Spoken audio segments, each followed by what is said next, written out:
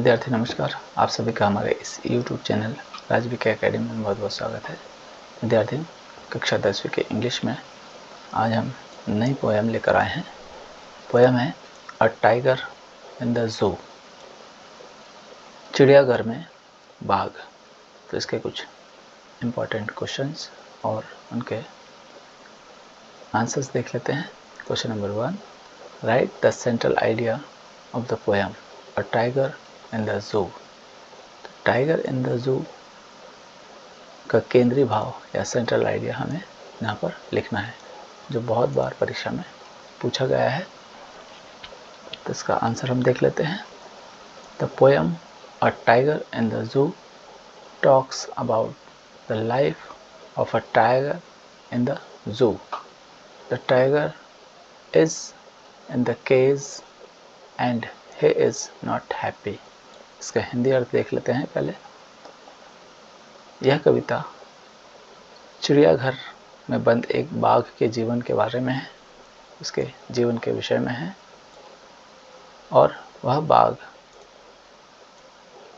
Cage यानी पिंजरे में बंद है और वह खुश नहीं है। He should walk freely in the jungle and hunt for his food, but he is inside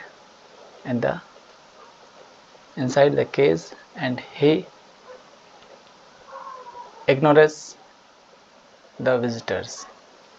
उसे स्वतंत्र रूप से जंगल में घूमना चाहिए और शिकार करना चाहिए, परंतु वह पिंजरे में बंद है और वह चिड़ियाघर के दर्शकों पर कुछ भी ध्यान नहीं देता है। He hears the sound of patrolling cars and stares at brilliant stars. वह पेट्रोलिंग कारों की आवाज़ें सुनता है और चमकते तारों की ओर देखता है।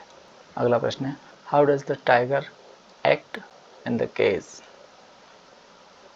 बाघ पिंजरे में कैसा व्यवहार करता है। तो इसका उत्तर है, the tiger in the cage and he is not happy. वह पिंजरे में बंद है और वह खुश नहीं है। He should walk freely in the jungle and hunt for his food.